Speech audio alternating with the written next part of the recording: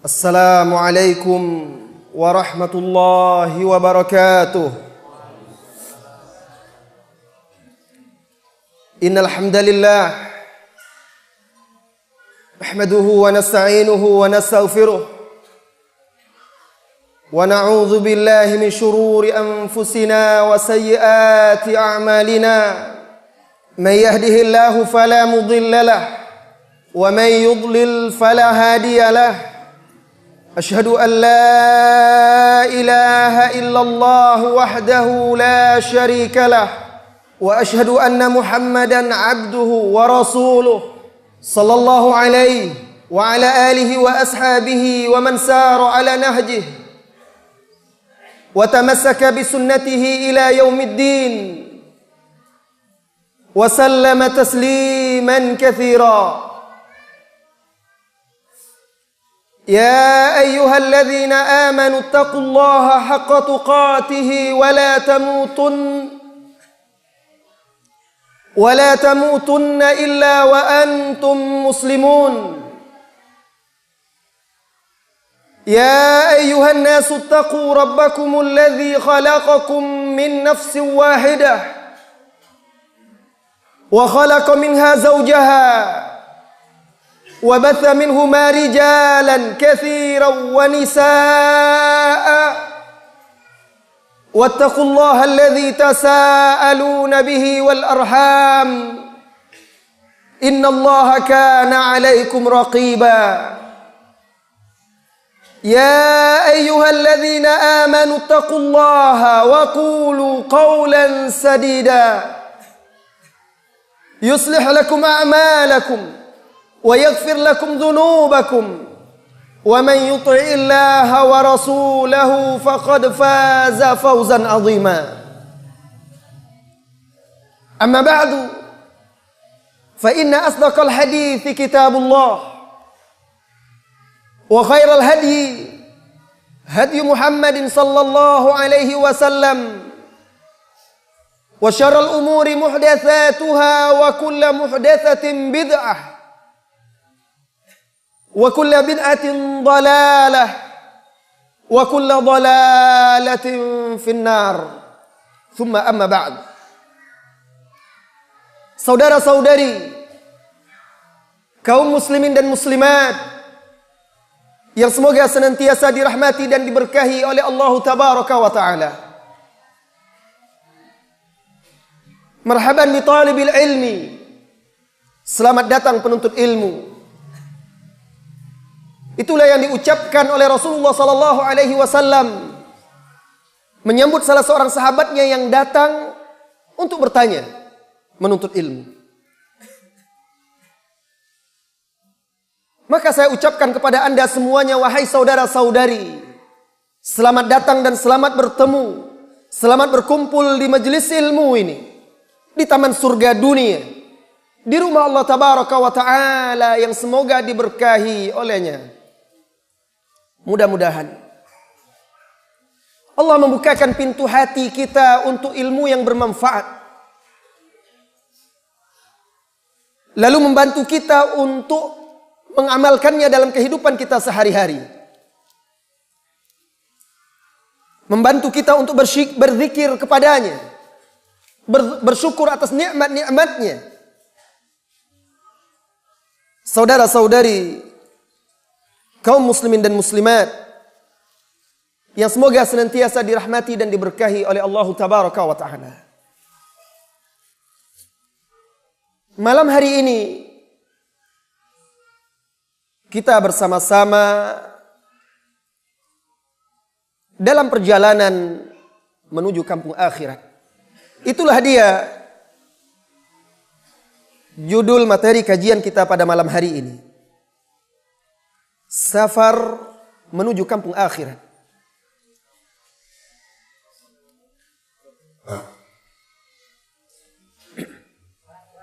Saudara-saudari, kaum muslimin dan muslimat yang semoga senantiasa dirahmati dan diberkahi oleh Allah Tabaraka wa Ta'ala. Dalam kehidupan ini kita sering melakukan perjalanan menaiki kendaraan, berpindah dari satu kota ke kota yang lainnya, mengarungi lautan dengan kapal, dari satu tempat ke yang lainnya, atau mengendarai pesawat, membelah awan-awan, mengantarkan kita ke tempat tujuan. Setiap kita melakukan perjalanan di dunia ini, senantiasa ada di dalam hati kita keinginan untuk kembali pulang ke kampung halaman. Namun ketahuilah wahai saudara-saudariku yang semoga senantiasa dirahmati dan diberkahi oleh Allah Tabaraka wa Ta'ala. Setiap kita, saya dan Anda semuanya, suatu saat akan menempuh sebuah perjalanan yang tidak mungkin lagi kembali ke dunia ini. Betapapun besar harapan Anda untuk kembali, keinginan dan permohonan serta permintaan Anda kepada Allah Tabaraka wa Ta'ala, Anda tidak akan bisa kembali lagi. Apa kata Allah Tabaraka wa Ta'ala menceritakan tentang hal ini? Hatta idza jaa ahadahumul maut qala rabbirji'uni.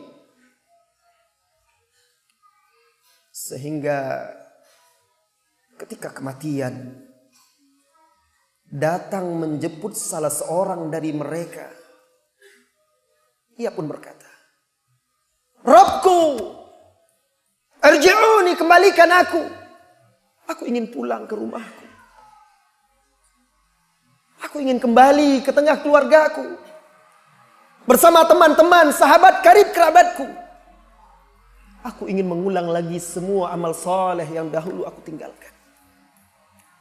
Tetapi saudara-saudariku, perjalanan ini tidak ada lagi jalan kembali, jalan pulang ke dunia. Perjalanan yang panjang dan bekal yang sangat sedikit. Kalla, tidak mungkin. Innaha kalimatun hiya qailuha. Itu hanyalah kalimat yang diucapkannya, kata-kata yang diucapkannya. Dia tidak akan mungkin kembali ke dunia. Wa mi waraihim barzakhun ila yaumi yub'atsun. Karena di balik dia ada tabir barzakh yang membatasi dia hingga hari berbangkit. Perjalanan yang panjang, membawa bekal sedikit.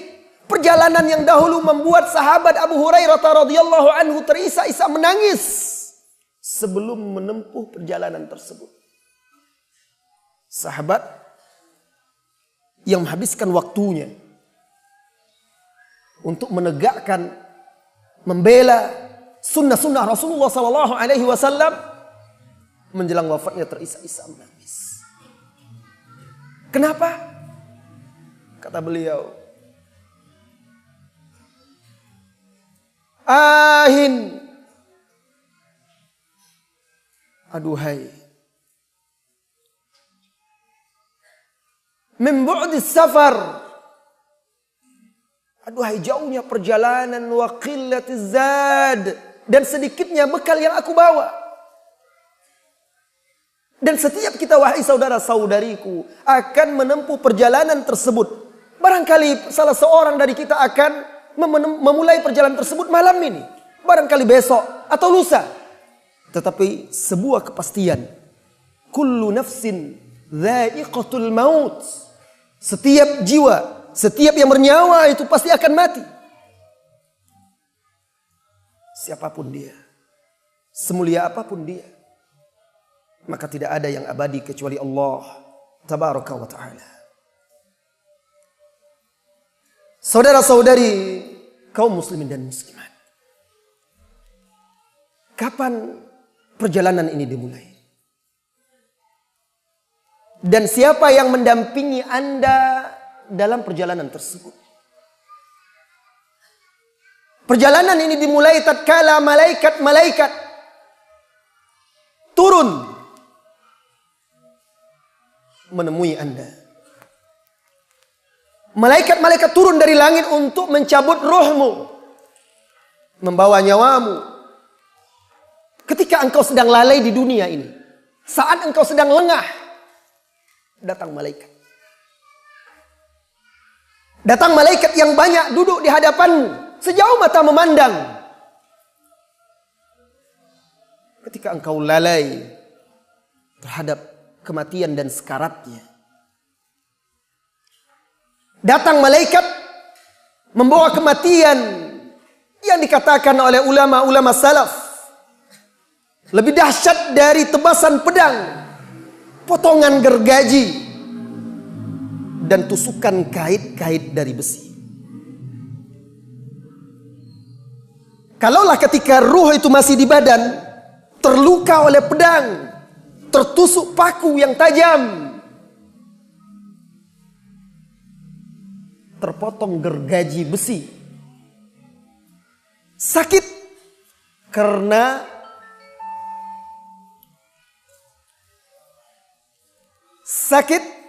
karena badan ini berhubungan dengan ruh. Bagaimana kalau seandainya yang dicabut dan diambil itu, dipisahkan dari jasad itu adalah ruh itu sendiri? La ilaha illallah. Alangkah pedih dan mengerikannya saat itu. Tahukah engkau, wahai saudara-saudari kaum muslimin dan muslimat, yang semoga senantiasa dirahmati dan diberkahi oleh Allah Tabaraka wa Ta'ala, saat Anda terbaring terbujur kaku, saat Anda terbaring kaki Anda sudah mulai dingin, napas Anda mulai satu-satu.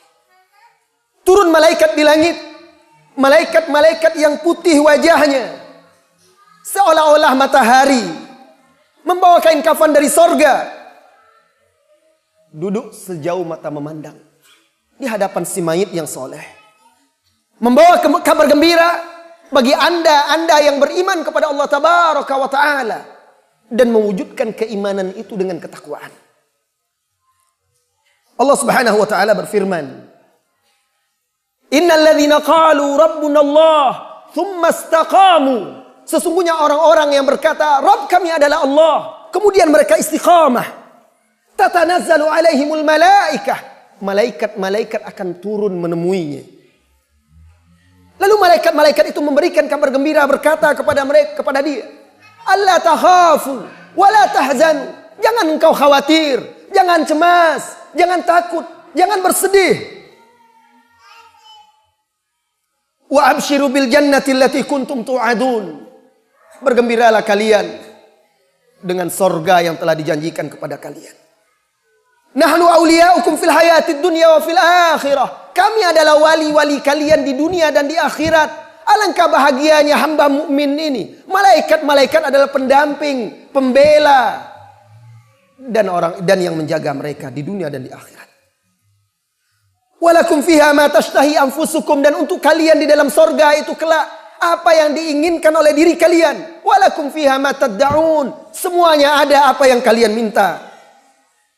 Diberi kabar gembira tentang sorga, sehingga hamba yang mukmin ini karena kabar gembira yang diberikan oleh Allah Tabaraka wa Ta'ala melalui malaikat itu, tidak lagi merasakan sakitnya ketika ruh itu dicabut, karena kegembiraan yang dianugerahkan oleh Allah Tabaraka wa Ta'ala kepada dirinya.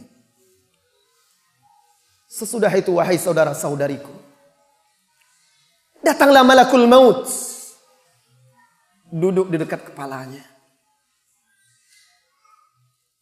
Duduk di dekat kepalanya, lalu berkata kepada hamba mukmin ini, ayyatuhan nafsut thayyibah, wahai jiwa yang baik.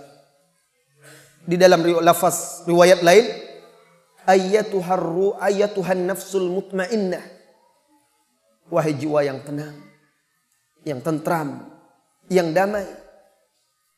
Ukhruji ila magfiratin minallahi wa ridwan. Keluarlah engkau untuk mendapatkan ampunan dari Allah. Keluarlah engkau untuk mendapatkan keridhaan darinya. Maka keluarlah ruh tersebut. Fatakhruju kama tasilul qatra min fis saqa. Maka keluarlah ruh seorang mukmin itu seperti air yang mengalir dari ujung cerek. Ringan, mudah, dimudahkan oleh Allah tabaraka wa ta'ala. Dalam riwayat lain disebutkan, hatta idza kharajat ruhuhu, sehingga ketika ruhnya telah keluar. Dan hadis ini panjang lebar dikeluarkan, dibawakan oleh Syekh Al-Albani di dalam kitab Ahkamul Janaiz. Tatkala ruh tersebut keluar, shalla alaihi kullu malakin bainas samai wal ard, seluruh malaikat yang ada di antara langit dan bumi menyolatkannya. La ilaha illallah. 40 saja dari hamba-hamba Allah yang bertauhid menyolatkannya, akan menjadi syafaat bagi dia. Bagaimana kalau seandainya seluruh malaikat yang ada di antara langit dan bumi menyolatkan dia? Karomah apalagi yang lebih besar daripada ini. Wa futihat lahu abwabus sama, dan dibukakan untuknya pintu-pintu langit. Laisa min ahli babin illa wahum yad'una Allah. Tidak satupun dari penjaga pintu-pintu langit yang dibukakan tersebut melainkan mereka memohon kepada Allah tabaraka wa ta'ala agar an yu'raja, agar ruh tersebut an yu'raja bi ruhihi min qibalihim, dibawa, diangkat, masuk, naik ke langit dari pintu yang mereka jaga. Malaikat semuanya mengharapkan itu. Karena malaikat-malaikat menjadi wali-wali dia di dunia dan di akhirat. Bayangkan jika itu adalah dirimu, wahai saudara-saudari. Bagaimana kegembiraanmu, bagaimana kebahagiaanmu ketika itu. Semoga Allah tabaraka wa ta'ala menganugerahkan kepada setiap kita kegembiraan di saat-saat seperti itu. Adapun jika kondisi Anda, semoga Allah menjauhkan dari hal tersebut, bukanlah seorang yang baik. Adapun jika seorang itu adalah orang yang fasik, munafik, jika seseorang itu adalah seorang yang kafir, maka turunlah malaikat-malaikat dari langit yang keras, bengis, kasar, ghiladun, syidad, sudul wujuh, wajahnya hitam, menakutkan, membawa kain kapan dari api neraka, duduk sejauh mata dia memandang, sehingga orang ini ketakutan melihatnya. Lantas datanglah malaikat maut, duduk di dekat kepalanya. Kemudian malaikat maut menghardik dan membentaknya. Ayyatuhan nafsul khabithah, wahai ruh yang keji, wahai jiwa yang kotor, ukhruji, keluarlah, ila sakhatim minallahi wa ghadab, keluar engkau untuk mendapatkan kemurkaan serta kemarahan dari Allah tabaraka wa ta'ala. Maka ruh tersebut ketakutan, fatafarraqa fi jasadih, berpencar-pencar di setiap persendian tubuhnya, lalu dicabut secara paksa oleh malakul maut, seperti duri dicabut dari kain atau kapas yang basah. Bayangkan, maka serat-serat kapas tersebut akan tercerabut, putus. Bagaimana jika itu adalah sendi-sendi, urat-urat, daging-daging yang ada di tubuhmu, di dalamnya? La ilaha illallah. Siapa yang akan sanggup? Makanya lebih dahsyat daripada tebasan pedang, daripada gergaji besi yang membelah tubuh, daripada kait-kait besi yang mengait daging-daging tersebut. Ketika ruh tersebut keluar, dilaknat oleh setiap malaikat yang ada di antara langit dan bumi. Setiap malaikat yang menjaga-jaga pintu langit berdoa kepada Allah agar ruh ini tidak dibawa naik melalui pintu mereka. Lalu malaikat-malaikat yang banyak tadi tidak membiarkan begitu saja ruh tadi di tangan malakul maut. Mereka segera mengambilnya, membungkusnya dengan kain kafan dari neraka itu yang kasar, panas, keras. Lalu memberinya bau-bau yang busuk, lebih busuk dari bangkai yang paling busuk yang pernah ada di muka bumi. Saudara-saudari kaum muslimin dan muslimat, bayangkan engkau di dunia bergelimang nikmat, malam dan siang. Bayangkan bagaimana kondisimu dalam keadaan bergelimang nikmat tersebut. Kondisi lalai dan lengah datang malaikat maut untuk membawa Anda menempuh perjalanan yang sangat panjang. Ingatlah wahai saudaraku, ketika engkau ikut membawa saudara-saudaramu ke tempat pemandian mayat. Bayangkan kalau seandainya dirimu yang dibawa oleh mereka, lalu diletakkan di atas dipan pemandian tersebut. Dulu engkau yang melepas pakaianmu, atau membantu melepas pakaian saudaramu yang sudah mati itu. Sekarang dirimu yang diletakkan di atas dipan tersebut. Lalu mereka melepas pakaianmu. Dulu engkau mengenakan pakaian sendiri, sekarang mereka yang akan membungkusmu dengan kain kafan. Membolak-balik tubuhmu, memandikanmu untuk terakhir kali. Sedangkan engkau adalah jasad tanpa ruh ketika itu. Kemudian mereka mengangkatmu ke masjid atau ke tempat salat jenazah. Aduhai alangkah meruginya orang-orang yang dahulu tidak pernah datang ke masjid untuk mengerjakan salat. Sekarang dia dibawa bukan untuk salat, tetapi untuk disolatkan. Kalau ada yang menyolatkannya. Anda diangkat, diletakkan untuk disolatkan. Dulu Anda yang solat di sana. Dulu Anda yang menyolatkan jenazah-jenazah saudara Anda. Setelah itu mereka mengangkat Anda. Kemana? Mereka mengangkat jasad Anda ke rumah yang sempit. Tempat tinggal yang gelap. Menyeramkan. Berteman dengan cacing-cacing tanah.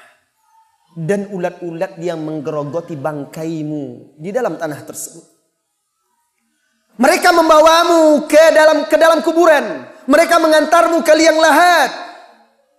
Saudara-saudari kaum muslimin dan muslimat.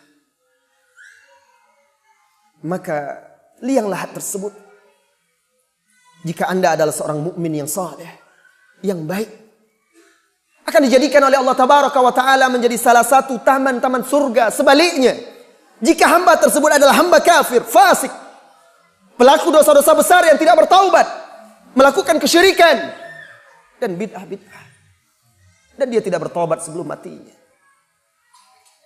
maka bisa jadi liang lahat tersebut menjadi salah satu tempat-tempat di neraka. Saudara-saudari kaum muslimin dan muslimat yang semoga senantiasa dirahmati dan diberkahi oleh Allah Tabaraka wa Ta'ala.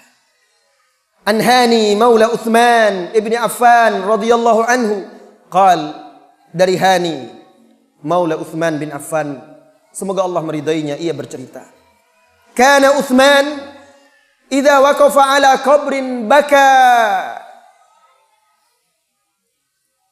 Adalah Uthman apabila dia berdiri di tepi kubur, maka dia menangis sehingga ballat lihyatuhu, sehingga basah jenggotnya. Uthman bin Affan radhiyallahu anhu apabila berdiri di tepi kubur mengantar jenazah saudara-saudaranya, dia terisak-isak menangis, menetes air mata, membasahi jenggotnya. Pernahkah Anda seperti itu? Sebagian manusia hari ini mengantar jenazah ke kuburan malah sibuk bercengkrama, tertawa kesana kemari. Dia berada di kuburan, tidak mengambil ibrah. Bahkan sebagian melakukan maksiat, sementara dia berdiri di tepi kubur itu, menggunjing, membicarakan aib-aib saudara-saudarinya. Lantas dikatakan kepada Utsman bin Affan radhiyallahu anhu, engkau disebutkan kepadamu sorga dan neraka, engkau tidak menangis wahai sahabat Utsman. Lalu engkau menangis melihat kuburan? Beliau berkata, inna Rasulullah sallallahu alaihi wasallam qala, al-qabru awwalu manazilil akhirah. Kuburan itu adalah rumah pertama, tempat pertama, persinggahan pertama, kampung akhirat. Fa in yanju minhu. Jika seseorang itu selamat dari alam kubur itu, selamat dari siksa dan azabnya, fama ba'dahu aisar minhu. yang setelah itu saat dia dibangkitkan, dikumpulkan di yaumil mahsyar, kemudian dihisab, kemudian meniti sirat, maka yang sesudah itu kata beliau akan lebih mudah. Wa illam yanju minhu, jika dia tidak selamat dari alam kubur ini, maka yang setelahnya, kehidupan sesudahnya akan lebih berat bagi diri dia. Athar Utsman ini diriwayatkan oleh Imam Ahmad. Saudara-saudari kaum muslimin dan muslimat, ini dia salafus saleh. Mereka ketika melihat saudaranya memulai perjalanan tersebut, mereka membayangkan bagaimana kalau seandainya itu adalah diri mereka.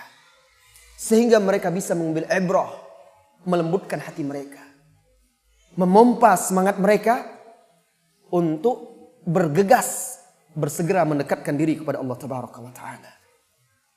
Saudara-saudari kaum muslimin dan muslimat, pernahkah engkau membayangkan tentang kuburan? Pernahkah sesaat dalam kehidupanmu membayangkan bagaimana jasadmu ketika terbaring di kuburan? Ketika engkau diletakkan lalu ditimbun dan manusia mulai meninggalkanmu, orang-orang yang engkau cintai meninggalkanmu seorang diri, apa yang terjadi? Pernahkah engkau membayangkan? Saat dua malaikat datang. Saat dua malaikat syadidul intihar, yang sangat keras bentakannya. Pandangan matanya laksana kilat, suaranya menggelegar seperti petir. Lalu kedua malaikat tersebut membentakmu, mendudukkanmu, kemudian berkata kepadamu, "Man rabbuk?" Siapa Rabbmu? Di dunia ini saja, ketika engkau dibentak oleh seseorang yang tidak engkau kenal, engkau seorang diri, datang ke hadapanmu dua orang berbadan besar, seram, menakutkan, membawa pemukul yang besar. Matanya tajam menatapmu. Dengan keras dia membentak. Barangkali engkau akan merasa kecut. Bagaimana engkau berada di tempat yang sempit, gelap gulita, didudukkan oleh malaikat tersebut. Lalu dia membentakmu, "Man rabbuk?" Siapa Rabbmu? "Wa ma dinuk?" Apa agamamu? "Wa ma taqul? Wa ma taqul fi hadzal rajul alladhi bu'itsa fikum?" Apa yang kau katakan tentang seseorang yang diutus kepada kalian itu? Semoga Allah Tabaraka wa Ta'ala memberikan kepada setiap kita keteguhan saat malaikat menanya di alam barzakh. Jika engkau ternyata wahai saudaraku, jika engkau ternyata wahai saudariku, min ahlil khair, termasuk orang yang baik, orang yang saleh, orang yang bertakwa, maka engkau akan dapat menjawab. Jika engkau betul-betul menghambakan diri kepada Allah Tabaraka wa Ta'ala, jika engkau betul-betul mengenal Allah, maka engkau bisa menjawab, Rabbi Allah. Jika engkau betul-betul memahami hakikat dinul Islam, lalu mewujudkannya dalam kehidupanmu, tunduk dan patuh menegakkan syariatnya, engkau akan dapat menjawab, dini al-Islam, agamaku Islam. Jika engkau betul-betul menjadikan Rasulullah SAW sebagai suri tauladan, engkau mengikutinya dalam kehidupanmu, mengikuti jejak-jejaknya, memegang teguh sunnahnya, memperjuangkannya, engkau bisa menjawab, dia adalah Abdullah wa Rasuluhu, dia adalah hamba Allah dan utusannya. Tetapi sebaliknya, ketika hamba tersebut min ahli syarr, orang yang buruk, tidak mengenal Allah kecuali lafaz Allah, Allah, karena melihat orang mengucapkan la ilaha illallah ribuan kali dengan menggoyang-goyangkan badan, dan dia pun ikut dengan kejahilannya. Tetapi dia tidak mengetahui sejatinya siapa Rabb yang dia sembah. Tidak melaksanakan ibadah, enggan sujud, tunduk dan patuh kepadanya. Jika hamba tersebut tidak mengenal Islam kecuali yang tertera di KTP, di surat nikah atau kakaknya, dia tidak mengenal Islam kecuali musiman bersama orang-orang yang di sekitarnya. Bagaimana keadaannya jika seorang hamba itu lebih mengenal tokoh-tokoh kafir, bintang-bintang film,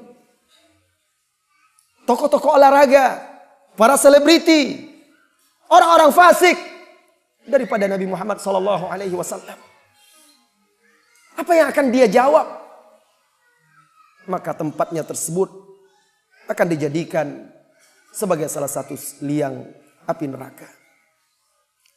Setelah itu akan dibentangkan untuknya, untuk hamba yang durhaka ini, tempat tidur dari api neraka. Dibukakan pagi dan petang pintu menuju neraka, sehingga terasa oleh dia hawa panas api neraka tersebut.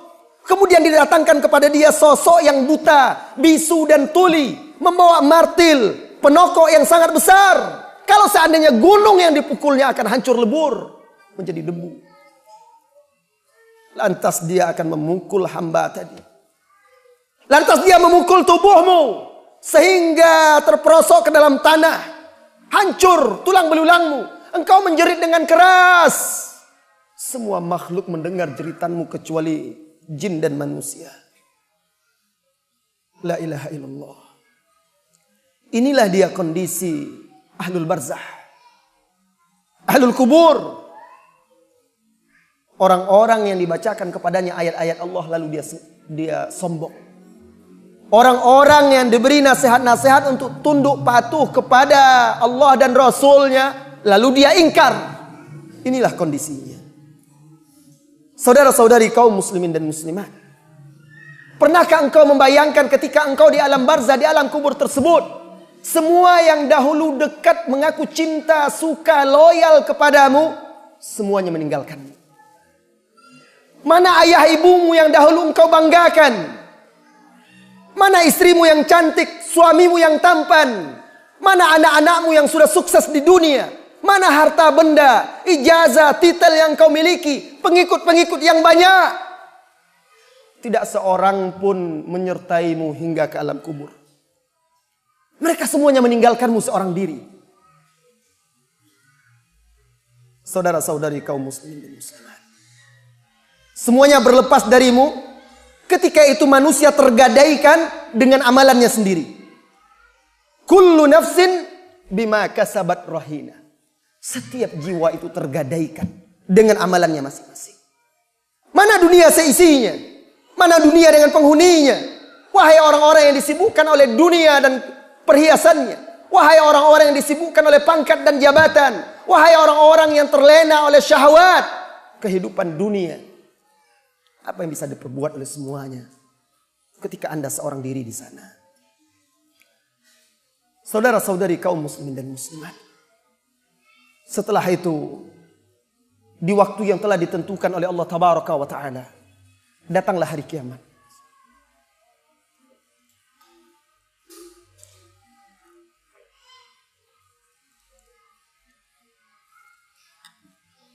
Ditiupkanlah sur, ditiupkanlah trompet. Wa nufikha fis sur, fa idza hum minal ajdathi ila rabbihim yansilun. Ketika itu ditiupkan sangkakala, maka semuanya mereka keluar, dibangkitkan dari alam barzah. Datanglah hari kiamat, yaumut tamah, hari penyesalan, yaumul hasara wan nadamah. Datanglah hari yang membuat anak-anak kecil beruban, wanita-wanita yang hamil keguguran. Allah Tabaraka wa Ta'ala berfirman, yauma tarawunaha tadhalu kullu murdi'atin amma arda'at. Hari yang apabila seorang wanita yang menyusui bayinya ketakutan sehingga lupa terhadap bayi yang disusui. Wa tad'u kullu dhati hamlin hamlaha. Hari yang apabila dilihat oleh seorang wanita hamil langsung keguguran melahirkan janinnya. Wa taran nasa sukara. Hari yang kau melihat manusia seperti mabuk. Wa ma hum bisukara. Mereka tidak mabuk. Mereka tidak kesurupan. Walakin azaballahi syadid. Tetapi ketika itu azab Allah sangatlah pedih. Hari yang ukurannya sama dengan 50.000 tahun. Manusia berdiri di padang mahsyar tersebut untuk menemui Rabbul Alamin. Wajah-wajah ketika itu pucat pasi wa anatil wujuh lil hayyil qayyum. Semuanya nanar. Semuanya tertunduk untuk zat yang maha hidup lagi mengatur segala urusan. Waqad khaba man hamala zulma. merugi, menyesal. Orang yang datang pada hari itu membawa kezaliman. Inilah hari yang engkau wahai saudariku selama ini lalai. Inilah hari yang engkau wahai saudaraku selama ini sangat jarang untuk mengingat-ingatnya. Inilah dia hari yang apabila disebutkan kepada kita, sedikit hati yang tersentuh. Karena hati itu telah kesat, mengeras. Inilah hari yang apabila disebutkan kepada banyak kita, tidak ada mata yang menetes karena telah kering oleh panasnya dosa dan maksiat. Disebabkan oleh meremehkan dosa-dosa. Maka orang yang beruntung ketika itu. Fal kayyis man dana nafsahu, orang yang menundukkan hawa nafsunya, wa amila lima ba'dal maut. Dan dia beramal, berbuat untuk sesudah kematian nanti. Beramal untuk bekal perjalanan menuju akhirat. Berhentilah sejenak wahai saudara-saudariku. Duduklah merenung. Bayangkan seandainya dirimu yang ada di sana. Buka hati sebelum membuka telingamu. Simaklah firman Allah Subhanahu wa taala yang maha dahsyat, yang mengerikan jika engkau menyimaknya dengan hati. Idza syamsu kuwirat. Bayangkan matahari yang terbit indah di pantai-pantai kampungmu ini setiap pagi digulung oleh Allah Tabaraka wa Ta'ala. Wa idzan nujumun kadarat. Bintang-bintang yang menghiasi langit runtuh berjatuhan. Wa idzal jibalu suyirat. Gunung yang besar seperti Rinjani itu berterbangan. Wa idzal isyaru uttilat. Wa idzal wuhus husyirat. Wa idzal biharu sujjirat. Ketika hewan-hewan pun dikumpulkan. Lautan menggelora. Wa idzan nufusu zuwijat. Ketika jiwa zuwijat. Ketika jiwa dibangkitkan dan dikumpulkan. Wa idzal mau'udatu su'ilat, ketika bayi-bayi perempuan yang dikuburkan hidup-hidup ditanya bi ayyi dzambin qutilat, karena dosa apa mereka dibunuh, itu di hari kiamat. Allah akan kumpulkan semuanya. Setiap jiwa tersebut ditanya oleh Allah Tabaraka wa Ta'ala. Wa idza suhufu nusyirat, catatan amalanmu dikumpulkan, dibentangkan.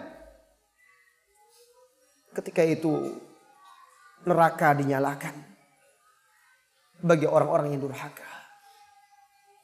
Wa idzal jahimu su'irat wa idzal jannatu uzlifat. Dan sorga pun dihiasi untuk orang-orang yang beriman. Pernahkah engkau membayangkan wahai saudara-saudariku, bagaimana kondisimu saat hari yang berat itu? Rasulullah SAW menceritakan dalam hadis Al-Miqdad bahwa matahari didekatkan kepada kepala manusia. Tidak ada pohon tempat berteduh, tidak ada rumah, tidak ada gedung, tidak ada bangunan, tidak ada gunung-gunung. Semuanya padang yang bersih, tidak ada tanda milik siapapun. Matahari didekatkan. Apa kata Rasulullah SAW? Tudnas syams yaumal qiyamah minal khalq. Didekatkan matahari itu di hari kiamat kepada para makhluk, hatta takuna minhum kamiqdari mil, sehingga matahari itu dekat kepada mereka seukuran 1 mil. Jangan Anda langsung mengira bahwa 1 mil itu 1 mil jarak atau ukuran. Sahabat sendiri mengatakan, atau perawi yang meriwayatkan dari Miqdad, berkata, "Fa wallahi ma adri ma ya'ni bil mil." Saya tidak paham, saya tidak tahu apa yang dimaksud dengan mil di sini. Apakah mil ini jarak tempuh di bumi atau mil alat yang digunakan untuk mengambil celak? Ada itu tusuk celak itu nanti yang dipasang di mata. Bayangkan kalau sedekat itu. La ilaha illallah. Sedangkan siang terik, siang bolong ketika matahari bersinar terik 38-40 derajat, Anda merasa terpanggang. Matahari nun jauh di sana. Di hari kiamat didekatkan kepada manusia. Lalu Rasulullah SAW bercerita, fayakunun nas ala qadri a'malihim fil araq. Lalu manusia sesuai dengan kadar amalnya dalam berkeringat, semuanya bercucuran. Ada yang keringatnya itu sampai kedua mata kakinya. Faminhum man yakunu ila ka'bai, keringatnya sampai di situ menggenanginya. Ada lagi keringat yang menggenanginya sampai ke lututnya. Ada lagi sampai ke pinggangnya. Dan ada lagi orang-orang yang ditenggelamkan oleh keringatnya. Alhamdulillah. Ketika Rasulullah sallallahu alaihi wasallam menyebutkan itu, wa minhum man yuljimuhu al-araq iljaman, di antara mereka ada yang ditenggelamkan oleh keringat. Wa asyara Rasulullah sallallahu alaihi wasallam biyadihi ila fi. Rasulullah sallallahu alaihi wasallam memberi isyarat ke mulutnya sampai ke mulut orang itu sehingga dia megap-megap ditenggelamkan oleh keringatnya. Dan hadis diriwayatkan oleh Imam Muslim. Bacalah wahai saudara-saudariku firman Allah tabaraka wa taala di surah Al-Furqan, yauma tashaqqaqu wa yauma tashaqqaqus sama' bil ghamami wa tanzilul malaikatu tanzila. Ingatlah hari ketika langit terbelah, lalu datang awan-awan, turunlah malaikat. Ketika itu kerajaan ini hanyalah milik Allah. Al-mulku yauma idzinil haqq lirrahman wa kana yauman 'alal kafirin asir. Itu adalah hari yang sangat berat bagi orang-orang kafir, hari yang diringankan oleh Allah bagi hamba-hambanya yang mukmin. Ketika itu orang-orang yang zalim, wa yauma ya'udzu zalimu ala yadayhi, orang-orang yang zalim saking menyesalnya bukan lagi menggigit satu jari.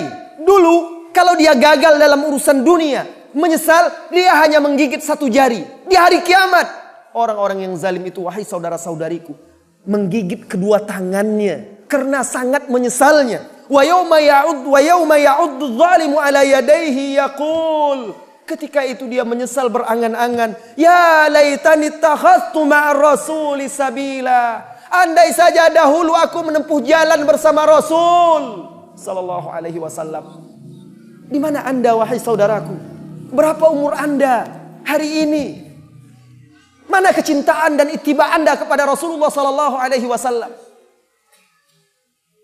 Banyak dari kaum muslimin tidak mengenal Rasulullah sallallahu alaihi wasallam kecuali hanya sebatas nama. Namanya, nama ayah, nama ibu, nama kakek, nama pamannya, lahir di tahun gajah. Hanya sebatas di situ. Bahkan banyak juga kaum muslimin yang tidak tahu menau tentang keluarga Rasulullah sallallahu alaihi wasallam, tentang sahabat-sahabatnya, tentang perjuangannya.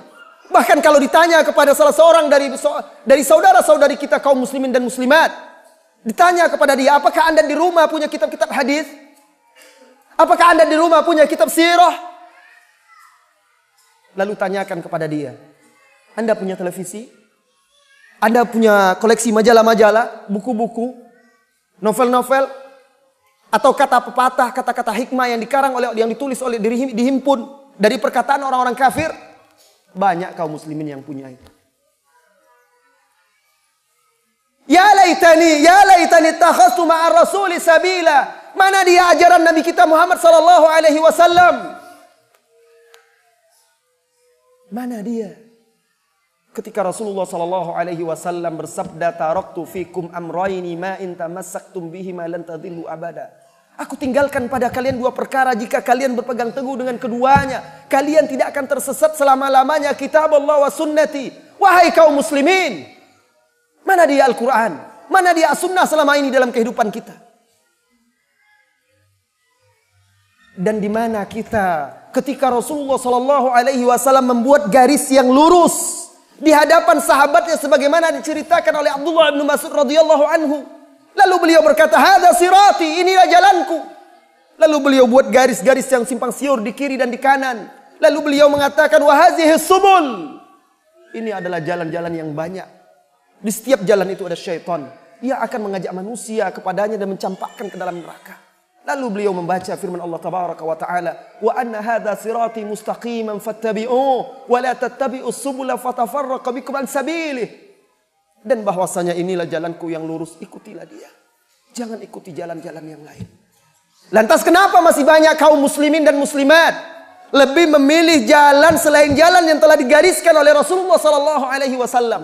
Tidakkah dia pernah membaca firman Allah ini dengan hatinya? Ketika orang-orang zalim menyesal tidak mengikuti Rasulullah sallallahu alaihi wasallam, Lalu mereka berkata, ya laitani takhastu ma'ar rasuli sabila. Ya wailata, laitani lam attakhidh fulanan khalila. Aduhai, alangkah menyesal diriku, andai saja dahulu aku tidak berteman dengan orang itu. Laqad adallani, dia telah menyesatkanku anidz dzikri, dari peringatan-peringatan Allah tabaraka wa taala. Dulu Anda yang mencintai orang-orang kafir itu. Dulu Anda yang mencintai orang-orang fasik itu. Tokoh-tokoh dunia yang jauh dari agama tersebut. Apakah dia akan bisa membantumu kelak di yaumil qiyamah? Lihatlah penyesalan orang-orang ini. Menyesal dia berteman dengan orang-orang yang menyimpang itu. Lalu dia akui, dialah yang menyesatkanku. Syaitan itulah yang menyesatkanku. Idza'ani, ketika peringatan datang menemuiku, orang ini yang memalingkanku dari kebenaran. Wa kana syaitan lil insani khadhula, dan syaitan itu benar-benar menghinakan manusia. Renungkanlah wahai saudara-saudariku. Bayangkan ketika manusia dikumpulkan di yaumil mahsyar itu, dari Adam sampai manusia yang paling terakhir, dalam kondisi tanpa pakaian, tanpa sehelai benang, tanpa alas kaki, tanpa dikhitan, semua ketakutan, sibuk dengan urusannya. Lalu turun malaikat, dibentangkan kitab catatan amalan-amalan hamba-hamba. Lalu ditegakkan timbangan, dibentangkan titian di atas perut jahanam. Manusia ketika itu dihantui oleh kecemasan dan ketakutan.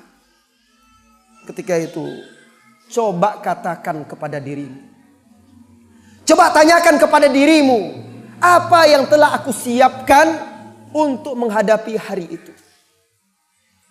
Apa yang telah saya siapkan untuk menghadapi saat-saat yang seperti itu? Bayangkanlah wahai saudara-saudariku, saat manusia semuanya dikumpulkan tersebut, lalu terdengarlah seruan malaikat memanggil namamu, Fulan bin Fulan. Engkau tahu itu adalah namamu. Namamu ketika di dunia dahulu, Fulanah binti Fulanah. Dipanggil. Lalu engkau berjalan membelah sab-sab barisan manusia. Di antara para malaikat, ditegakkan di hadapan Allah tabaraka wa ta'ala. Tidak ada penterjemah antaramu dengan Allah tabaraka wa ta'ala. Lisanmu terkunci, kaki tanganmu menjadi saksi atas setiap perbuatan engkau ketika di dunia. Ketika itu wahai saudaraku, wa kulluhum atihi yaumal qiyamati farda. Setiap mereka akan datang menemui Allah tabaraka wa ta'ala seorang diri. Apa yang akan kau rasakan? Tatkala waja'at kullu nafsin ma'aha sa'iqu wa syahid. Tatkala datang malaikat yang selama ini mendampingimu di dunia, lalu kelak dia akan menggiringmu ke hadapan Allah tabaraka wa ta'ala, dan juga saksi-saksi atas setiap perbuatanmu ketika di dunia. Apa yang dahulu engkau sembunyikan dari mata guru-gurumu, apa dahulu yang engkau sembunyikan dari pengetahuan, telinga, penglihatan, ayah, ibu, istri dan anak-anakmu, suamimu, teman-temanmu, semuanya akan tersingkap ketika itu. Tidak ada lagi yang bisa disembunyikan. Engkau ketika itu ditegakkan di hadapan Allah tabaraka wa ta'ala, di hadapan Al-Jabbar, di hadapan Al-Wahidul Qahhar, di hadapan Sang Raja, di hadapan Rabb semesta alam, yang mengetahui segala sesuatu yang besar maupun kecil, yang zahir maupun yang batin. Yauma idzin tu'radun la takhfa minkum khafiyah. Hari itu kalian akan dihadapkan, ditampilkan semuanya, tidak ada yang tersembunyi dari kalian. Saudara-saudari kaum muslimin dan muslimat, pernahkah engkau duduk sejenak berhenti? Lalu tanyakan kepada dirimu, merenunglah, sudah berapa umur saya berlalu? Apa yang telah saya lakukan sepanjang hidup ini untuk kehidupanku nanti? Pernahkah engkau merenung, bertanya, sebenarnya untuk apa saya hidup? Afa hasibtum annama khalaqnakum abatha? Apa kata Allah? Mengingkari kelalaian, kelengahan manusia, lupa terhadap hakikat tujuan penciptaan dia. Apakah kalian mengira kami menciptakan kalian sia-sia? Hanya orang-orang kafir yang tidak beriman, yang menganggap hidup mereka ini hanya sekedar di dunia, sia-sia belaka. Wa annakum ilaina la turja'un. Pernahkah ayat ini singgah di hatimu satu hari, lalu engkau merenunginya? sehingga bisa memotivasi dirimu, dan bahwasanya kalian tidak akan dikembalikan kepadaku. Fata'ala Allahul Malikul Haq. Maha tinggi Allah yang Maha Raja yang hak. La ilaha illahu Rabbul Arsyil Karim. Tidak ada yang berhak diibadati dengan hak melainkan Dia, Rabb, pemilik arsy singgasana yang mulia. Saudara-saudariku, bukankah Allah telah memuliakanmu? Bukankah Allah telah memilihmu di antara makhluk-makhluk yang lainnya, lalu menjadikan engkau bertauhid, mengikrarkan syahadat la ilaha illallah Muhammadur Rasulullah? Bukankah Allah telah haramkan atasmu perkara-perkara di dunia? Bukankah Allah telah menjagamu dari berbagai macam keburukan dan mara bahaya? Alangkah besar dan banyaknya nikmat-nikmat Allah. Cukuplah Islam sebagai nikmat yang paling agung dan besar yang Allah berikan kepadamu. Cukuplah keteguhan di atas agama ini sebagai anugerah yang terbesar yang Allah berikan kepada kita. Bukankah Allah menciptakanmu, wahai saudaraku, dari tidak ada menjadi ada? Bukankah Allah telah berikan kepadamu, wahai saudariku, segala macam bentuk nikmat, menganugerahimu rizki, memberimu pendengaran, penglihatan, kesehatan, harta, keluarga, anak-anak. Alangkah besarnya nikmat yang Allah berikan kepada kita. Tahukah, ingatkah, sadarkah kita, semua itu kelak di hari kiamat ketika Anda berdiri di hadapan Allah akan diminta pertanggungjawabannya atas segala nikmat yang Allah berikan tersebut kepada Anda. Saudara-saudari kaum muslimin dan muslimat, setelah hamba tersebut dihadapkan kepada Allah Tabaraka wa Ta'ala, lalu diperlihatkan kepadamu catatan amal. Engkau melihat ke kanan dan ke kiri. Yang engkau lihat hanyalah apa yang telah engkau perbuat ketika di dunia. Menoleh ke belakang. Tidak ada siapa-siapa, hanya amal yang telah engkau perbuat di dunia. Ketika itu barulah tahu, barulah sadar akan kelalaian selama ini. Jika engkau termasuk orang-orang yang dirahmati dan diberkahi oleh Allah Tabaraka wa Ta'ala, engkau termasuk orang yang bertauhid, maka Allah akan mengampuni barangkali dosa-dosamu. Jika ternyata dosamu lebih banyak dari amal solehmu, dan Allah menghendakimu untuk dibersihkan dahulu, semoga Allah menjaga kita dari api neraka, maka Allah akan masukkan hamba tersebut ke dalam api neraka. Kemudian dikeluarkan setelahnya karena tauhid yang ada di dalam hatinya untuk dimasukkan ke dalam surga. Sebaliknya, jika hamba tersebut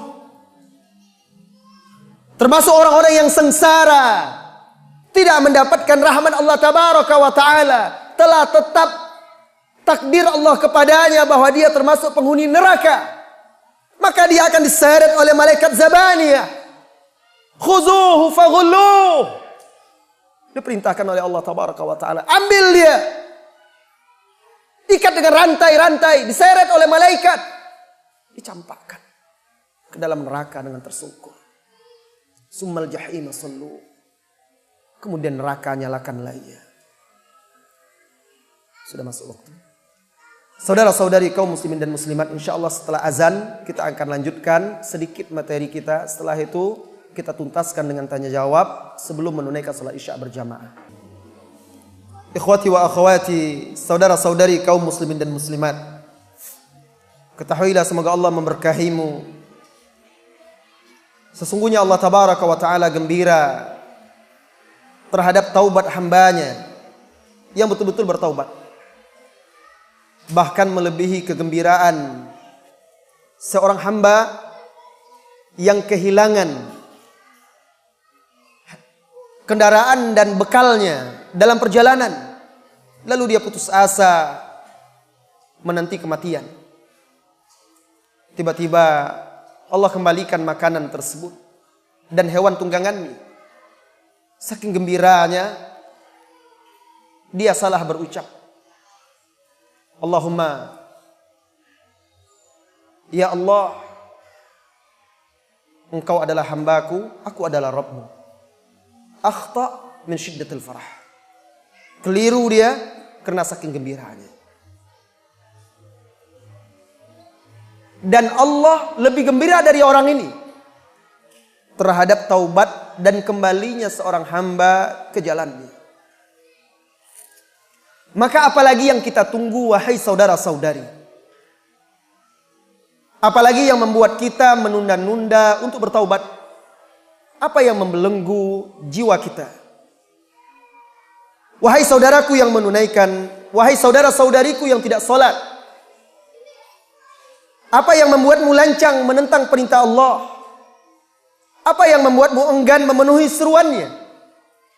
Padahal engkau tidak bisa lepas dari genggaman Allah Tabaraka wa Ta'ala sekejap mata pun.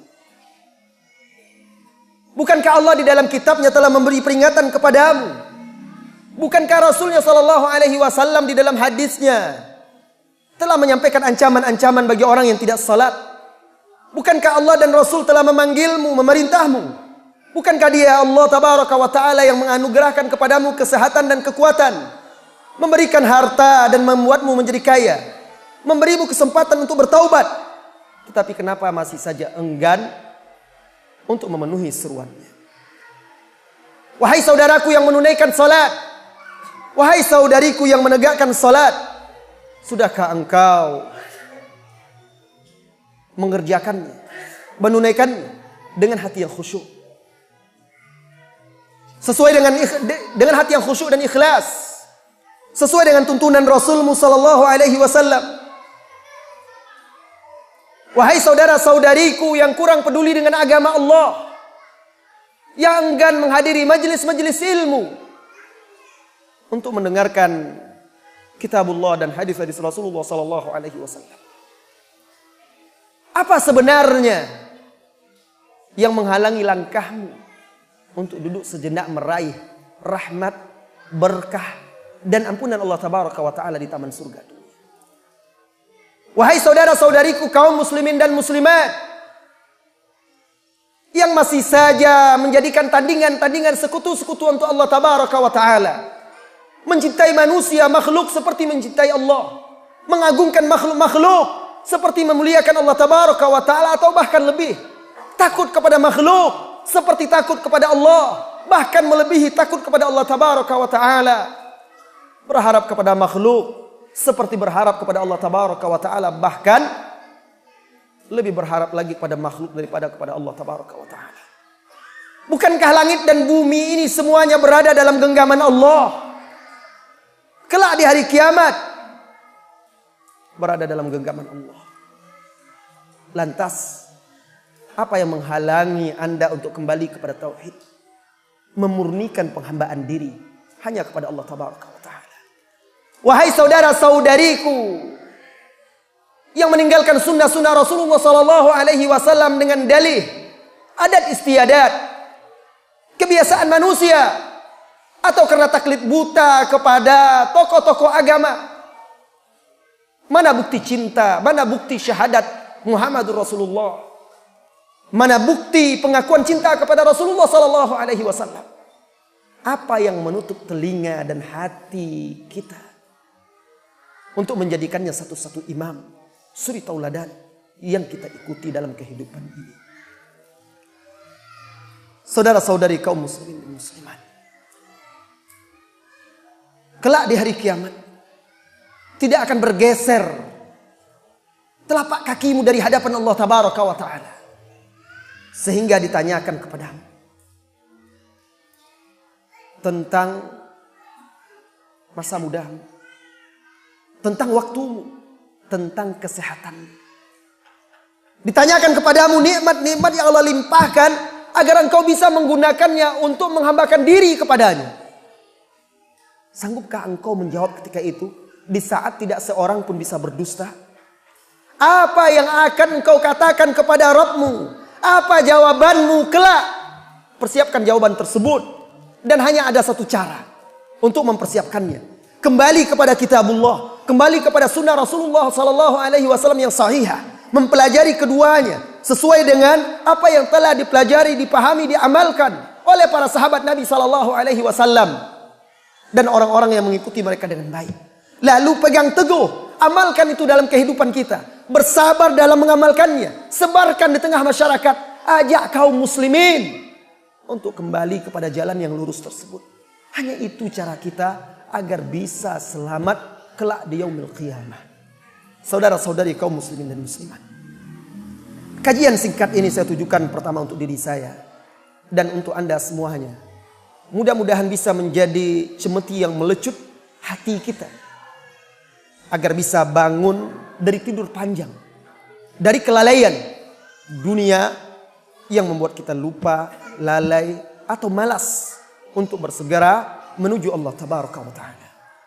Baik saudara-saudari, waktu kita tidak panjang, ada beberapa menit ke depan sebelum iqamah. Saya akan jawab beberapa pertanyaan yang tentunya saya pilih. Silakan tulis dan ajukan ke depan pertanyaan. Apakah padang mahsyar sudah diciptakan pada saat ini seperti surga dan neraka? Dan bagaimana gambaran dari Nabi tentang padang mahsyar? Apa benar seperti orang yang sedang wukuf di Arafah? Semua yang dilihat oleh Rasulullah Sallallahu Alaihi Wasallam, yang diperlihatkan oleh Allah kepada Rasulnya Sallallahu Alaihi Wasallam tentang umurul akhirah, perkara-perkara akhirat yang pernah beliau lihat ketika perjalanannya Mi'raj, atau Allah perlihatkan dalam tidurnya, atau bahkan pernah ketika Rasulullah berdiri di hadapan sahabatnya, Allah perlihatkan surga neraka. Semua yang beliau lihat tentang kejadian-kejadian, tentang perkara-perkara akhirat setelah kematian, hari berbangkit, itu semua sudah disediakan oleh Allah Tabaraka wa Ta'ala. Musik, gimana ini ada musik di masjid?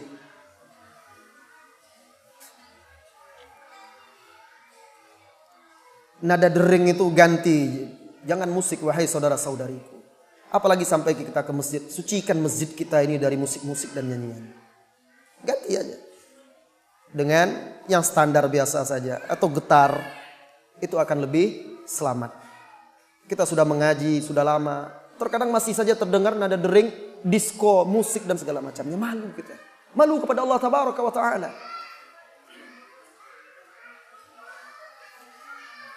Bagaimana gambaran dari Nabi Sallallahu Alaihi Wasallam tentang padang mahsyar? Apa benar seperti orang yang sedang wukuf di Arafah? Ya akhi, wa ya ukhti, saudara-saudariku, segala berita-berita tentang perkara di yaumil qiyamah tidak sama dengan yang ada di dunia kecuali sebatas nama. Sudah jelas, hadis-hadis yang sahih seperti di hadis Muslim tadi menceritakan bahwa di padang mahsyar itu orang semuanya dikumpulkan dalam keadaan telanjang tanpa sehelai benang pun. Dikumpulkan tanpa berkhitan, tanpa beralas kaki.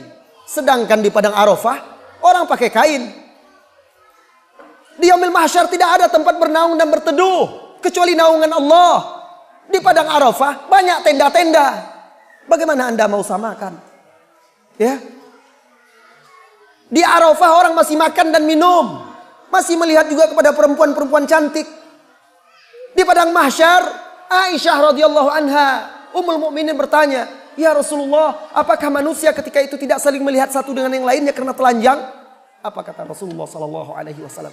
Perkara ketika itu jauh lebih dahsyat, besar, berat, mengerikan daripada sekedar melihat orang-orang yang ada di sekeliling.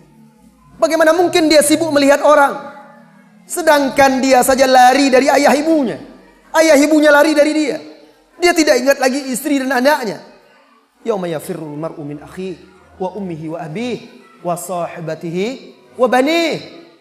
Likulli imri'in yauma idzin sya'nu yughni. Jadi tidak sama. Semua yang ada di akhirat itu, kalaupun ada, sama itu sekedar nama dengan yang ada di dunia.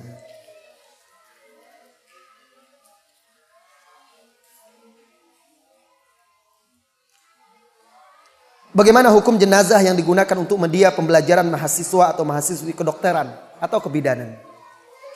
Masalah ini sudah dibahas ada di dalam bahasan buhus Hay'ah Kibaril Ulama di Mamlakah, masalah menggunakan jasad mayat untuk pembelajaran, media pembelajaran kedokteran, ilmu kedokteran. Yang pertama, jasad orang mukmin. Maka sepakat ulama tidak boleh. Karena seorang mukmin itu terjaga hurmah, kehormatan diri dia, hidup maupun mati. Jangankan merusak jasadnya, menginjak, duduk di atas kuburannya saja terlarang. Mematahkan tulang mayat mukmin, seorang mukmin itu sama dengan mematahkan tulangnya ketika masih hidup. Maka kalau seandainya tubuh jasad seorang mukmin, itu sepakat ulama tidak membolehkannya. Baik. Lantas bagaimana kalau jasad seorang mukmin sudah tidak boleh kalau untuk pembelajaran? Adapun jasad orang-orang kafir atau jasad yang tidak dikenal dan tidak ada yang mengurusnya. Terkadang kan di rumah sakit itu, di kamar-kamar mayat itu ada jasad yang tidak ada yang mengurusnya. Kalau tahu itu jasad mukmin tidak boleh, harus segera diselenggarakan, dimakamkan. Kalau ternyata jasad orang kafir dan tidak ada yang mengurusnya lagi, maka di sini para ulama mengatakan jika betul-betul darurat, sangat dibutuhkan, tidak akan mungkin paham dan mengerti ilmu itu kecuali dengan itu, maka ketika itu dibolehkan sebatas darurat tadi. Apa maksud sebatas darurat tadi? Ad-darurah tuqaddar biqadariha. Darurat itu diukur dengan kadarnya, tidak boleh berlebihan. Misalnya dia butuh untuk melihat sampel di bagian tangannya, tidak boleh seluruhnya pula yang dirusak. Nah, ini dijelaskan di dalam bahasan Hay'ah Kibaril Ulama yang sudah lama bahasan tersebut. Allahu a'lam bissawab. Bagaimana siksa untuk jenazah yang belum dikuburkan atau masih diawetkan? Ya akhi, jangankan diawetkan, masih ada bentuk tubuhnya. Di dalam hadis yang diriwayatkan oleh Imam Muslim, Rasulullah SAW menceritakan ada seseorang dari umat terdahulu berwasiat kepada anaknya, putra-putranya. Wahai anak-anakku, jika aku mati, kumpulkan kayu bakar semuanya, bakar jasadku, lalu tebarkan debu-debunya. Tebarkan. Dia berharap agar tidak disiksa karena dia takut kepada Allah. Maka Allah perintahkan, setelah ditebarkan debu-debunya, Allah perintahkan debu-debu jasadnya tersebut kemudian kembali utuh. Lalu Allah tanyakan kepada dia, kenapa dia melakukan perbuatan tersebut? Lalu dia menjawab, karena aku takut kepadamu ya Rabb. Maka Allah mengampuninya karena kejahilan dia dalam masalah itu. Dan yang membuatnya itu karena takut kepada Allah Tabaraka wa Ta'ala. Ini jasad yang sudah menjadi debu, begitu mudahnya Allah kembalikan. Apalagi diawetkan masih utuh. Jasad itu walaupun dia tidak dikuburkan di dalam tanah, barangkali dalam perut hewan buas, ketahuilah alam setelah kematian itu bukan yang nampak oleh mata kita. Itu alam barzah, alam gaib. Bagaimana bentuk disiksanya kita tidak tahu, tidak melihatnya. Tetapi kita wajib meyakininya sesuai yang ditegaskan, dijelaskan di dalam Al-Quran dan juga yang disebutkan oleh Rasulullah SAW di dalam hadis-hadis yang sahih. Hanya orang-orang Mu'tazilah atau bibit-bibitnya yang ada di zaman sekarang, kelompok-kelompok yang menyimpang, yang menolak hadis-hadis sahih dengan alasan khabar ahad dan lain sebagainya, menolak masalah-masalah itu, lalu tidak mengakui adanya siksa di alam kubur. Mereka mengukurnya dengan akal dan logika. Mereka lupa akal dan logika mereka Allah yang menciptakan. Makhluk harus tunduk dan patuh kepada sang penciptanya. Allahu a'lam.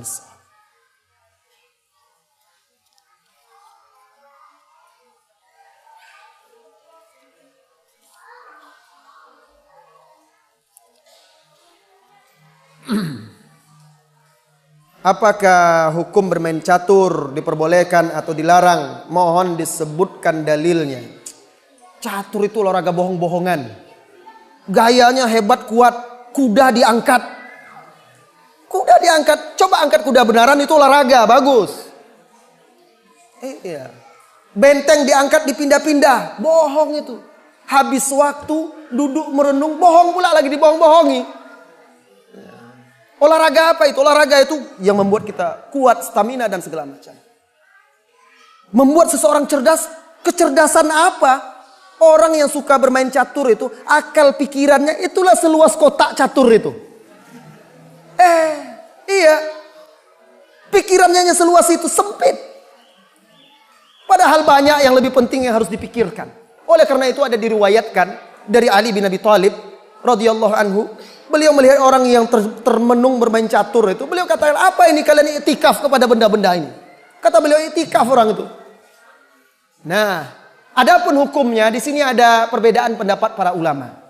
Ada yang mengharamkan bermain catur itu, ada lagi yang mengatakan makruh tetapi bisa haram kalau melalaikan. Ibnu Rajab membahas dan menyebutkan pendapat-pendapat ulama semuanya. Terlepas dari itu semua, itu olahraga yang sebenarnya tidak bermanfaat, apalagi bagi kaum muslimin, kaum mukminin yang betul-betul menyadari betapa berharganya waktu, dan setiap waktu itu akan dihisab oleh Allah Tabaraka wa Ta'ala kelak di hari kiamat.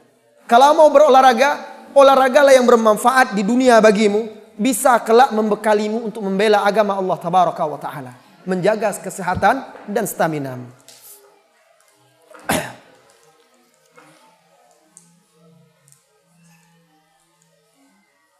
Apakah orang yang mati tidak terkubur atau hilang akan melewati alam barzah?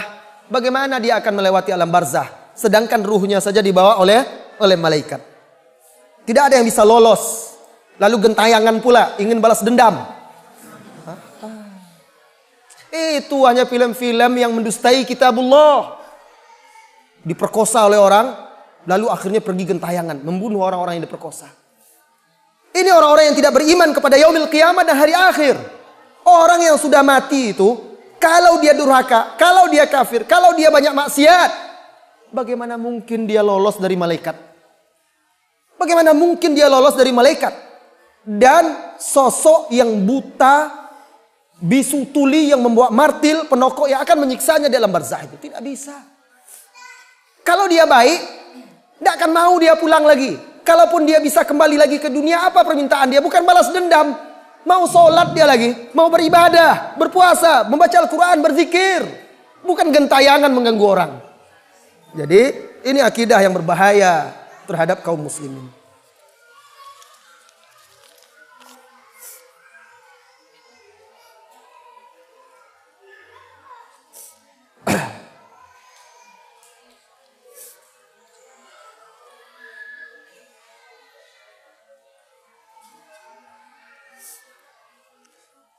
Apakah benar bayi yang mati nanti akan memberikan orang tuanya minum di surga kelak? Anda pernah dengar hadis barometer hamba itu tergantung akhirnya. Lantas apa hikmahnya kita beramal soleh? Mengenai bayi kelak akan memberi minum orang tuanya di surga, saya tidak tahu hadis tentang itu. Tetapi kalau orang tuanya tidak masuk surga, bagaimana dia mau memberi minum? Namun bayi seorang mukmin yang meninggal di waktu kecil sebelum dia balik, ketika dia masih bayi, masih kecil, belum balik, lalu orang tuanya bersabar, mengharapkan pahala dari Allah Tabaraka wa Ta'ala, itu akan menjadi syafaat kelak bagi dia di hari kiamat. Dan itu terdapat di dalam hadis-hadis yang sahih. Di antaranya diriwayatkan oleh Imam Al-Bukhari dan lain-lainnya. Mengenai barometer hamba itu tergantung akhirnya. Betul. Dikatakan innamal a'malu bil khawatim. Sesungguhnya tolak ukur amalan seseorang itu dilihat dari akhir amalannya ketika menutup kehidupannya di dunia. Lantas, apa gunanya, apa hikmahnya kita beramal soleh? Hikmahnya bahwa seseorang itu biasanya, galibnya, dan itu juga kasih sayang Allah kepada hambanya. Dia akan diwafatkan, dimatikan sesuai dengan kebiasaan dia ketika hidup di dunia. Kalau dia terbiasa beramal soleh, rajin membaca Al-Quran, rajin sholat, rajin berzikir, berdoa, beramal ma'ruf, nahi mungkar, berjuang, Allah akan wafatkan juga dia dengan kondisi kebiasaan dia. Tapi kalau dia banyak bermaksiat, tidak sholat, mabuk, minum, lalai dan lengah, ada yang mati sambil menyenandungkan nyanyi-nyanyian, ada yang mati sambil menegak minuman, ada yang mati berpelukan dengan pelacur-pelacur, na'udzubillah. Sementara orang-orang yang soleh, ada yang mati dalam sujudnya kepada Allah, ada yang mati saat dia berjuang di agama Allah. Bahkan para ulama yang terbiasa, ada salah seorang ulama terbiasa meriwayatkan hadis. Terbiasa meriwayatkan hadis, ketika wafatnya dia juga wafat dengan meriwayatkan hadis. Saat itu berkumpul ulama-ulama di sekelilingnya, dia sakit menjelang wafat. Ulama-ulama ahli hadis ini yang mengisahkan ini Ibnu Abi Hatim atau Abu Zur'ah, saya lupa, mengisahkan ketika imam ini wafat, menjelang wafatnya, ulama yang hadir ketika itu segan untuk mentalkinkan dia la ilaha illallah. Karena ini imam besar. Ditalkinkan pula la ilaha illallah. Tapi mereka tidak kehilangan akal. Lalu mulailah yang pertama meriwayatkan hadis tentang keutamaan mengucapkan la ilaha illallah. Dia berkata, hadatsana fulan, telah meriwayatkan kepada saya fulan. Fulan berkata, telah meriwayatkan, menyampaikan kepada saya fulan. Dan dia berhenti. Tidak diteruskannya sanad itu. Kemudian imam yang berikutnya meriwayatkan hadis tersebut juga. Tapi dipotong, berhenti dia di sanadnya. Tidak sampai selesai. Kepada Rasulullah SAW. Sampai 3 orang. Akhirnya imam yang sedang sekarat ini, dilihatnya orang ini tidak menyelesaikan hadis itu. Diselesaikannya. Mulai dia meriwayatkan hadis tersebut. Sampai akhirnya sanadnya kepada Rasulullah SAW, dia berkata, qala Rasulullah SAW, man kana akhiru kalamihi la ilaha illallah dakhalal jannah fa kharajat ruh. Ketika itu keluar ruhnya dan wafat. Dia hidup memperjuangkan hadis-hadis Rasulullah SAW. Wafat pun seperti itu. Bahkan dia yang meriwayatkan hadis tersebut. Jadi hikmahnya, karena seseorang itu biasanya mati sesuai dengan kebiasaan dia. Hati-hati. Apa kebiasaan Anda? Tahukah Anda apa kebiasaan seseorang itu? Kebiasaan seseorang itu bukan yang diperlihatkannya di hadapan manusia banyak. Itu bukan kebiasaan. Kebiasaan dia yang sebenarnya ketika dia sendiri. Tidak di hadapan orang. Itu yang biasa dia lakukan. Bagaimana Anda ketika itu? Hati-hati, jangan sampai kebiasaan Anda adalah kebiasaan yang buruk sehingga nanti mendapat su'ul khatimah. Mudah-mudahan Allah tabaraka wa ta'ala mengampuni dosa-dosa kita. Mudah-mudahan Allah tabaraka wa ta'ala menganugerahkan kepada kita as-sabat, keteguhan ketika wafat, serta menganugerahkan kepada kita husnul khatimah. Demikian wahai saudara-saudariku, terima kasih. Mudah-mudahan bertemu lagi di lain waktu, jika tidak di dunia, di surga Allah tabaraka wa ta'ala kelak. Amin ya rabbal alamin. Wa sallallahu wa sallama ala nabiyyina Muhammad walhamdulillahi rabbil alamin. Subhanakallahumma bihamdika asyhadu an la ilaha illa anta astaghfiruka wa atubu ilaik. Assalamualaikum warahmatullahi wabarakatuh.